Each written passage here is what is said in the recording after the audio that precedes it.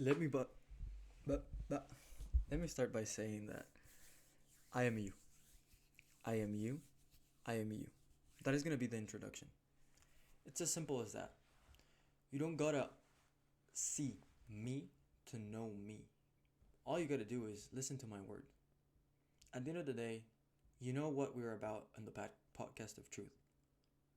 At the podcast for truth, we literally are casting words of truth through a vehicle, which in this case is YouTube. Now, what I'm trying to tell you through this video is that I am here to be you. I'm going to be genuine, intimate, authentic for you. I'm going to share the insights of why I have left, why I haven't been active, and just simply understanding the insights that I've received. Everything that I'm trying to communicate to you is benefiting you, as it all is. The perfect experience, the present experience. Remember, it's a gift. I am gifting you my time. I am here for you. With that introduction, let's get started. See, life is weirdly complex, yet stunningly simple, because you can literally summarize it on 7 principles that govern reality. We all know about the 7 universal principles that govern reality, right? If not, stick to the end of this video and we'll talk about it. That is me hooking you in for us to share time together. But if you don't want to stay, do not worry. I do not hold you accountable. You are responsible for your own actions. So here I am, telling you what you already know, reminding you of what you already know. Truly, at your core, you have known this for all of eternity. That is why that gives a nice transition into the first law, the principle of mentalism, the law of mind, the one all, the all one. You are one. The law of mentalism states that everything is mental, the all is mind. What does this mean? And how has it affected you in your life? Let me use myself as an example. In my case, for example, I've realized recently that there is only one way of creating reality: perception, perspective, and acceptance. It all starts with your perception. You perceive the present experience in a certain manner, which creates a perspective that allows you the choice to accept, reject, or surrender to. What I mean by this is, for example, let me give you a story. On Monday, I had the opportunity to speak to a girl that I really liked. I had seen her for a couple of days. I felt attracted to her, and I was owning myself up to go to her. I was literally building my confidence up without knowing that confidence is built by taking action, by the way. So, as I was going up to her, I realized that she wasn't there. Because let me give you a bit of context. There's this girl at the supermarket that I usually go to. She's the cashier. Beautiful. Blonde, green eyes. She's not my type, but I felt attracted to her, you know? So the thing is, I go to the supermarket on Monday and hoping to see her, I knew she wasn't going to be there. For some reason, my intuition was telling me that she was not going to be there. But I love to insist, so I kept going and I decided to go. When I get there, I realized that the usual cashier stand, or the place where she usually is, was replaced by another girl. She was not there, but another girl was taking her place. I suppose she has been working a lot, she took a break, who knows, you know? So as I got there and I saw her, I realized, oh shit, she's not here. let me go back home. That's what I first thought. But then I realized, no, I gotta feel good about myself. That's the ego speaking. So I decided to go up to this girl, another girl, right? I'm not attracted to this one, but I had to replace the other one. That's how the ego speaks. I decide to go up to her, but the problem is the choice was made, but the body was not following. I started feeling this fear creeping up my stomach. I started shaking, trembling. I started spinning around the aisles. It was horrible, man. Like, literally, I found a mirror. Like, there was a pillar in the supermarket that had a mirror. I started looking at myself, motivating myself to go up to her. And even then, I still felt scared. But I decided I was going to go either way. I surrendered to the experience, and I came to realize that it all went wrong. Why? Because as soon as I got up to the cashier, for one, I didn't even want to speak to her because there wasn't a natural flow to the conversation, to myself creating a situation to be with her. Second, when I did create something because I forced it to happen, I said the most stupid bullshit, brother. Like, I literally said, I think I know you. And then she obviously rejected my idea of me knowing her. And I kept pushing because I just didn't know what else to say. And then I started gabbling random words just to say something. And finally, third, I realized that when you force a situation to happen, it never goes the way it has to go.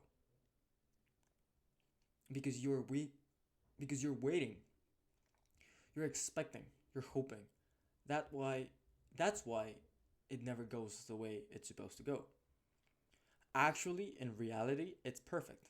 Because if I tell you the insights that I got from that, which is what we're going to dive into right now, it's simple. 3 words. Force, surrender, inner stand. Now let's dive deep. When you force a situation to happen, you'll realize that it'll force you to surrender, to finally inner stand that it's perfect as it is. And no matter how much you try to change it, it won't change. How did I get to this realization from the story? Well, it's simple. The moment I got up to her and realized the girl that I really wanted was not there, my ego started speaking. I felt unvaluable. I felt unworthy. So I had to fill the void. I decided to replace that with another girl. That's the first quote unquote mistake. Which is not true, because that is not a mistake. It's an opportunity to learn, which is why I'm sharing you the insight with right now. And then, secondly, when I felt my body creeping up with fear, that was another very good indication that I was forcing myself into a situation that I was not ready for. But my ego loves to conquer, right? It loves to conquer situations. It got ahead of the situation, which inevitably led to the third, quote unquote, opportunity to learn. That is perfect. It is perfect.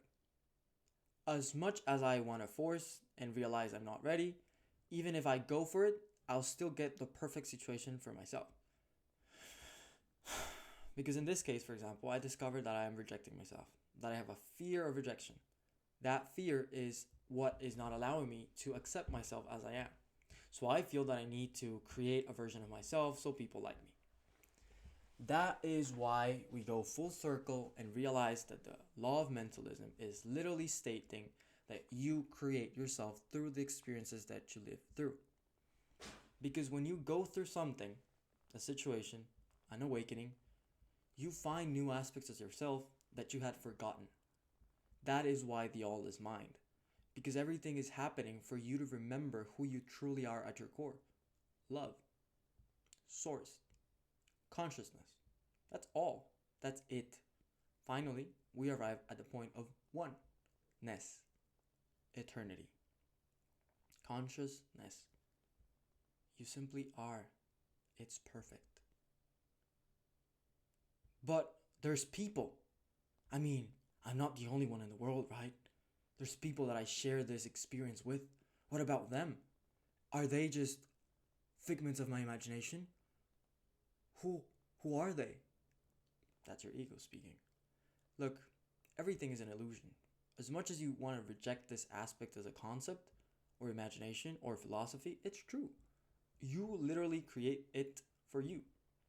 Therefore, that leads us into the second law, principle, awakening.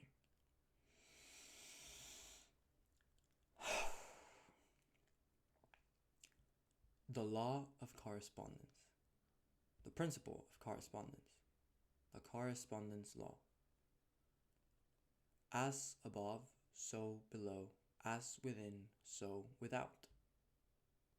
Let's hook you up to the awakening that everything that you see out there is just a reflection of what you're not seeing in you. If you were to walk with a blister on your foot for miles on end until you arrived at your destination, what would you be thinking on? Would you be thinking about the blister? Would you be enjoying the journey? Or would you be focused on the destination? I ask you this because based on what you respond to, it says a lot about you. For example, if you're focused on the blister, that means you focus on the suffering. If you enjoy the journey, that means you're here to experience love, passion, joy. And if you are focused on the destination, that means you are. You are ready. You are focused. You are going at it for a reason. As long as you're not projecting your ego into the third option, you are ready. You're going to be there. You're going to get there. Because soon you'll realize there is here. Only here. There is no there. So if you're going from here to there, you're not actually going from here to there. You're moving, but you are still being. And wherever you want to go to is simply bringing you back into yourself. Let's use a story, an example, or a way to drive this point home. Say, for example, that you go for a walk. You have in your mind the idea that going for that walk will increase your happiness. You'll feel better. You'll be more enjoying. You'll be happier. Cool? Okay. Now you have that idea in your head. If you have chosen one, the option one, the first option, you'll realize how much you'll create excuses to not actually go for that walk. Because you are focused on everything that it will take to get there. So, for example, you wake up, you have that idea of going for that walk that will make you happier. And the first thing that you think about is, holy shit, all the things that I have to do today. Shit, I gotta change, I gotta shower. Okay, now I've changed, I've showered, I've checked some things off my to-do list. No, but I gotta do this first. And if I don't do this, then I can't go out because then I won't be productive. And at the end of the day, if I'm not productive, I won't be making money. So if I don't make money, then holy shit, I'm gonna die. So no, I cannot die, right? So I'm not gonna go for that walk. That's how it sounds. Now, if you've chosen the second option, option 2, the soul option, the soulful approach, you'll realize that you wake up, holy shit, the sun is shining. Holy shit, it's a beautiful day today. And what? I'm feeling recharged. I haven't slept enough, but I'm feeling good about myself. You know what? This walk might make me feel better, but let me take a shower first. So you take a shower, you take a shower, you take a shower. Then you get changed, and then you decide, I'll go for that walk. Let me go for that walk. And you go out. That's it. You go out And then you realize once you get there that unconsciously you've chosen the third option, or you've prepared yourself for the awakening of that third option. Because the third option is more about, you know what? This tree is beautiful. I love how the dogs are barking. I love the scenery. Everything looks so happy. I'm feeling joy. Let me listen to some music, and boom, boom, boom. You're listening to some music and you're happy. You're walking around. You're just enjoying yourself. All of a sudden, you realize, hold up. What if I stayed home? Could have I felt the same way? Oh, maybe it's not the place. It's you. That is what leads us to the final correspondence concept: vibration. You are like a antenna, like a signal, like a pole, a magnetic pole of attraction. You emit a vibration, a frequency, and a tonality that attracts things to you in order to decrease, increase, or simply maintain your frequency. You can choose to change it, you can allow it to be changed, or you can surrender to the change. But it's all vibrating, increasing, decreasing, going up, going down. It's all happening for you. Therefore, as consciousness is primary, all you can do is surrender to the constant change so that you can create the right vibration for the right awakening for the right moment at this time. That being said, holy shit, that is a whole new world that has opened up for me. Damn. Yeah. Leads us to third principle: the law of vibration, the principle of vibration. Everything is in constant vibration. Everything is vibrating. You are vibrating. Have you remembered about your physics classes back in third grade? Solid vibrates at a very, very, very, very slow frequency. Fluids vibrate flowy. They're moving, but they're not moving so much. I'm talking about the particles. I'm talking about the particles, by the way. And then finally, air. In the air, the particles are moving all around. They're just bumping into each other, and it's so chaotic, and it's right? That is how your life looks. The air, oxygen, nitrogen, and phosphorus, and everything that is in the air is unfathomable. You cannot see how chaotic the environment is. But for example, when you drink water, you can see how it's flowing, right? That is a vibration. The same with your body. You might not feel yourself vibrating because you are a solid matter being, right? Third dimensional being. You are matter. Your body is meat. It is solid. You cannot literally put your fingers through your arm, right? That means you're solid. It's the same thing with walls. Everything that you touch, you cannot go through it, right? It's vibrating at such a slow pace that you cannot go through it. That is why when you understand this, you realize that everything has a vibration. And as soon as you change your vibration, you can change your circumstances, your situation, or the present experience. For example, if you have read about the consciousness spectrum, you realize that enlightenment is the highest vibration and shame is the lowest vibration. The more enlightened you are, the more higher your frequency. The more shameful you are, the lower your frequency.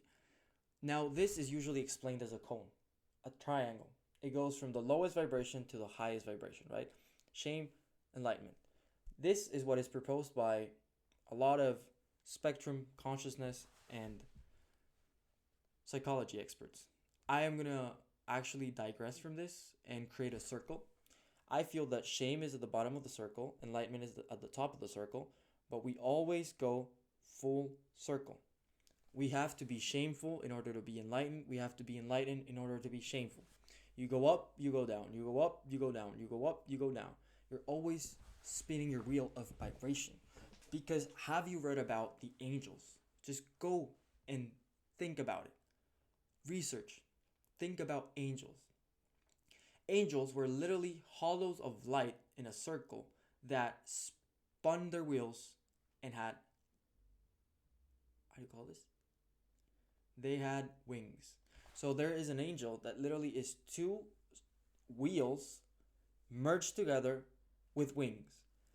Those are considered the wheels of karma, the wheels of life, the wheels of vibration. You are constantly vibrating, creating and emitting a frequency that constantly creates back a torus field that brings you back to yourself, which allows you to unlock new aspects of yourself. You can increase your vibration, decrease your vibration, but the more you expand yourself into the unknown, into unknown circumstances, into more of yourself, you realize that you unconsciously are always increasing your vibration even when it doesn't feel like it. Now, I know you might say that for the most part, vibrating at such a slow frequency creates stagnation, or it simply creates a lack of perception because you are moving forward slowly but surely. That means that you may not perceive it as such, but you are moving. Therefore, the more you awaken to yourself, the more you realize that there is nowhere to go, simply more to be. That is final. More to be. Awaken to yourself. Expand yourself into unknown circumstances. That is the only way that you can create yourself, vibrate at a higher frequency, and unlock new stages of awakening. The more you surrender yourself to the experience that is presented in front of you, the more you realize that your vibration can change quantum. Quantum leaping. Quantum leap. The more you surrender, the more you realize that you are in a bubble of creation. There is no past, there is no future, there is no left, there is no right, there is no up, there is no down. There only is bubbles of creation. That is creating. Your breath is part of the creation. For every breath you take, a new creation is created. A new moment is created. A new perception is imbued into your mind, into your eye, into your third eye, into your mind. Therefore, creating the manifestation of what you're perceiving. Now, this is a lot to take in. I understand that.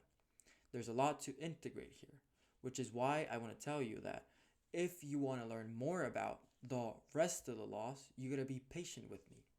I am going through this with you. I am not a guru on the mountain. I'm only channeling energy that comes from my higher self because I know you, I am you, we are one. Therefore, I am helping you as I help myself. For that reason, I've told you this because this is what I've gone through for the past 3 days, starting Monday, following Tuesday, and now I'm surrendering to the last experience of the law of vibration today. I'm planning on doing mushrooms, which is why I want to tell you, let me do as I need to do in order to keep on teaching you what we need to learn together.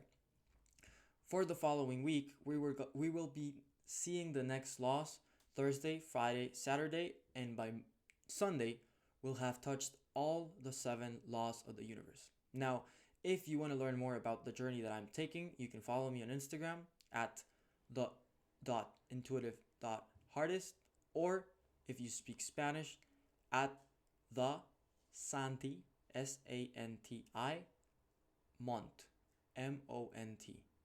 That is the only way that you can share the journey with me. Or if you're very close to me, you already know where to find me. Now, for that reason, let me surrender to the experience and create this for us. I am here for you. We are one. Now, go ahead, subscribe, like, comment, do everything that you gotta do to help me awaken more people. Because we are not awakening.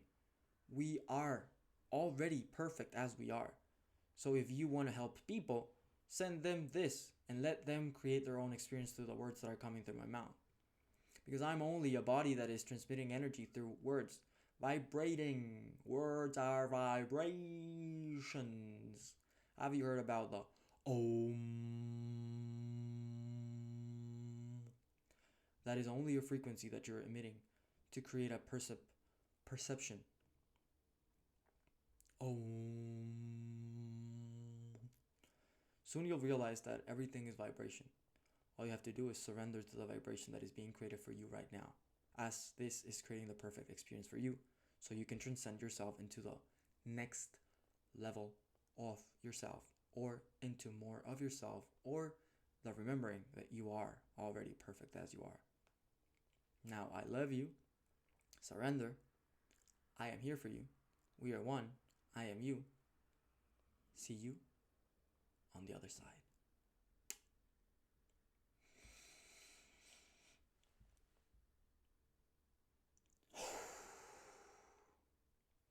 Don't forget to meditate, brother. I love you.